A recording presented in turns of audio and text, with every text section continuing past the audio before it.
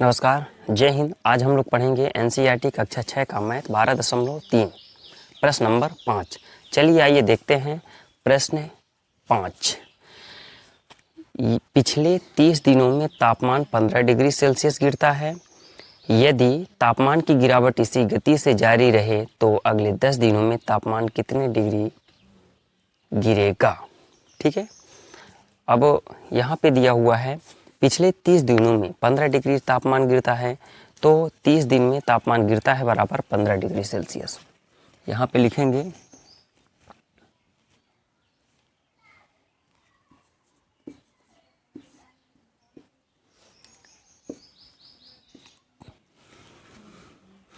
यहाँ लिखेंगे 30 दिन में तापमान गिरता है बराबर 30 दिन में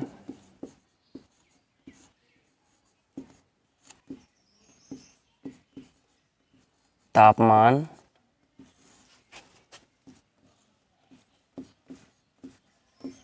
गिरता है बराबर 15 डिग्री सेल्सियस।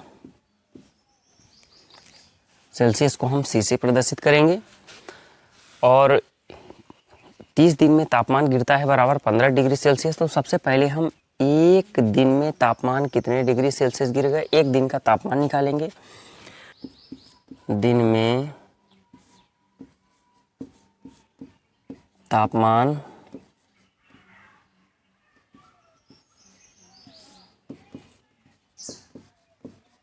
गिरता है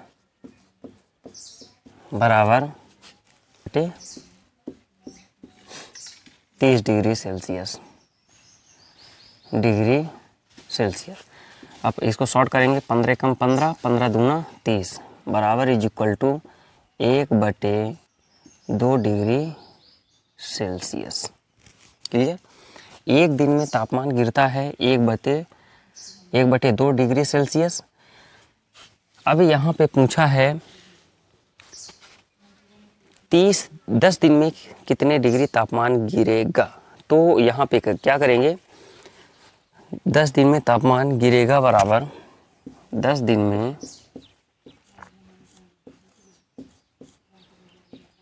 तापमान गिरेगा बराबर 1/2 गुणे 10, 2 कम 2, 2 पंचे 10 बराबर is equal to 5 degree Celsius. अब यहाँ पे दिया हुआ है 5 डिग्री सेल्सियस, यही हो जाएगा क्वेश्चन का आंसर। चलिए आइए एक बार फिर से समझते हैं।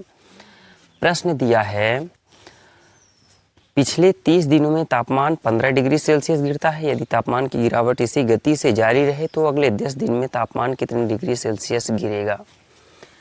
30 दिन में तापमान गिरता है 15 डिग्री सेल्सियस, तो एक दिन में तापमान गिरेगा 15/30 डिग्री सेल्सियस। तो 15 एक कम 15, 15 दूना 30 यानी 1/2 डिग्री सेल्सियस। एक दिन में तापमान गिरता है 1/2 डिग्री सेल्सियस। क्लियर।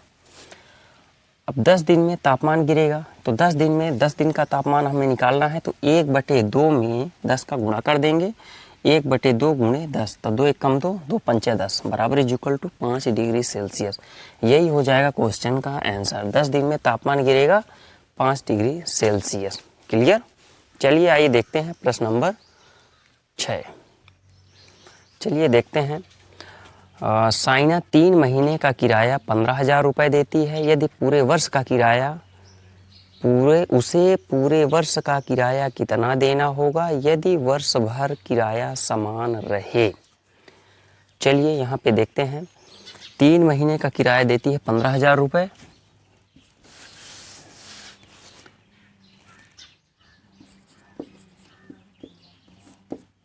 तीन महीने का किराया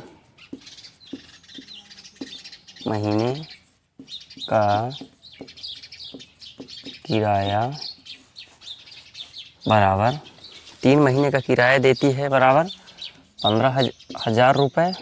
15,000 रुपये। ठीक है। एक महीने का किराया देती है बराबर, अब यहाँ एक महीने का किराया निकालेंगे। एक महीने का किराया एक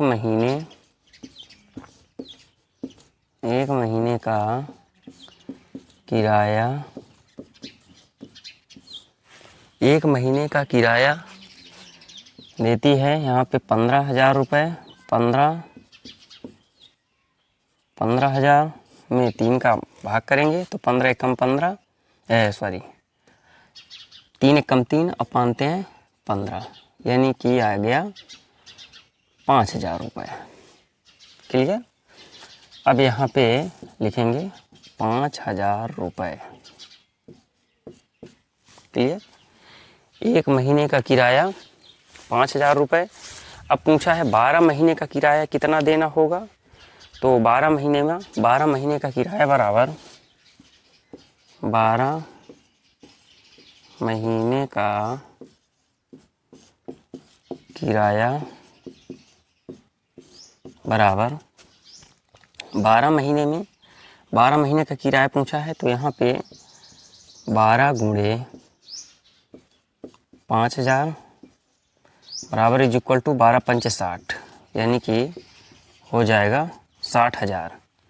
यहाँ से काउंट कर लेंगे, इकाई, दहाई, सैकड़ा, हज़ार, 10,000, तो यहाँ आ गया 60,000 रुपये। कह सकते हैं कि एक वर्ष में 60,000 रुपये देती है। क्लियर। चलिए एक बार फिर से समझते हैं। यहाँ पे पूछा है प्रश्न, साइना 3 महीने का किराया 15,000 देती है, उसे पूरे वर्ष का किराया कितना देना होगा यदि वर्ष भर किराया समान रहे। ठीक है, वर्ष पूछा है, तो यहाँ पे एक वर्ष में 12 महीना होता है। 3 महीने का किराया देती है 15,000 रुपये। ठीक है, तो एक महीने का किराया कितना देगी, अगर 3 महीने का किराया 15,000 रुपये देती है तो एक महीने का किराया 15,000 बटे 3, 3 एकम 3, 5 हैं 15 बराबर इज इक्वल टू 5,000 रुपये। ठीक है, एक महीने का किराया 5,000 रुपये देती है, तो 12 महीना, एक वर्ष का किराया कितना देगी, यानी 12 महीने, एक वर्ष में 12 महीना होता है, तो 12 महीने का किराया बराबर 12 गुणे 5,000 रुपये, तो 12 पंच 60, यानी 60,000 रुपये देगी। क्लियर। यही हो जाएगा क्वेश्चन का आंसर। क्लियर हो गया। चलिए आइए देखते हैं प्रश्न नंबर 7। 4 दर्जन केले का मूल्य 180 रुपये है, तो 90 रुपये में कितने केले खरीदे जाते हैं। क्लियर। यहाँ पे 180 रुपये में केले खरीदे जाते हैं। 4 दर्जन केले का मूल्य 180 रुपये है, तो 190 रुपये में कितने केले खरीदे जाते हैं, तो 180 रुपये में, चलिए आइए हल करते हैं इसको। 180 रुपये में केले खरीदे जा सकते हैं। 180 रुपये में केले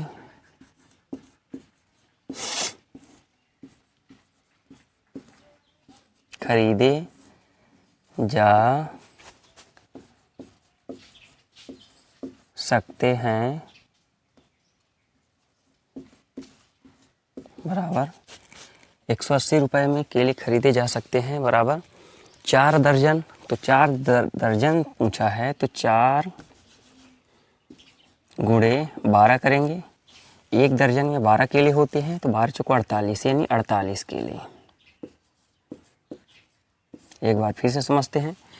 180 रुपये में केले खरीदे जा सकते हैं, 4 गुणे 12, यानी 12 चौको 48 केले। क्लियर। 1 रुपये में केले खरीदे जा, अभी हम 1 रुपये में पहले निकालेंगे, क्योंकि 1 रुपये में, यहाँ से लिख लेते हैं, क्योंकि 1 रुपये, एक यहाँ सिंबल यहाँ लगा देंगे, 1 रुपये में केले 1 रुपये में खरीदे जा सकते हैं बराबर 1 रुपये में खरीदे जा सकते हैं बराबर 1 रुपये में, 1 रुपये में खरीदे जा सकते हैं बराबर 1 रुपये में कितने केले खरीदे जा सकते हैं, 48 बटे 180, यानी 48 बटे 180 केले। क्लियर। 1 रुपए में खरीदे जा सकते हैं 48/180 केले।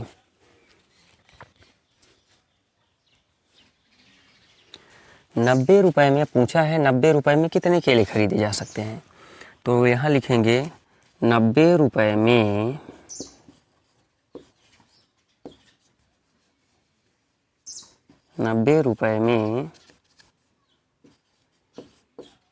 केले खरीदे जा सकते हैं बराबर 90 रुपए में केले खरीदे जा सकते हैं बराबर 48/180 और 90 रुपए में पूछा है तो 90 का गुणा करेंगे। क्लियर। अब यहाँ इसको हल करेंगे, 1 0 से 1 0 कैंसिल, 9 1 कम 9, 9 दूनी 18, 2 1 कम 2 और 24 दूनी 48, यानी कि कह सकते 90 रुपए में केले खरीदे जा सकते हैं 24 केले। यही हो जाएगा क्वेश्चन का आंसर। एक बार फिर से समझते हैं। यहाँ पे प्रश्न में दिया है 4 दर्जन केले का मूल्य 180 रुपये है, तो 90 रुपए में कितने केले खरीदे जा सकते हैं। तो यहाँ पे 180 रुपये में केले खरीदे जा सकते हैं बराबर 4 × 12 इन 12 × 48 केले। कह सकते हैं यानी 1 दर्जन में 12 केले होते हैं, तो 4 दर्जन में 48 केले हो जाएंगे। अब यहाँ पे करना क्या है, यानी 1 रुपए में कितने केले खरीदे जा सकते हैं, 1 रुपए में खरीदे जा सकते हैं बराबर 48/180 केले। ठीक है। 90 रुपए में केले खरीदे जा सकते हैं, तो 48/180 × 90 यहाँ आ जाएगा। इसको हल करेंगे तो आ जाएगा 24 केले। ठीक है। अगर यहाँ पूछा होता 120 रुपए में कितने केले खरीदे जा सकते हैं, तो यहाँ 120 का गुणा कर देते हैं। ठीक है। यहाँ पे पूछा है 90 रुपए में कितने केले खरीदे जा सकते हैं, तो 90 का गुणा करेंगे। क्लियर। यही हो जाएगा 24 केले, यानी कि 90 रुपए में कितने केले खरीदे जा सकते हैं, तो क्या बताना है 24 केले। यही हो जाएगा क्वेश्चन का आंसर।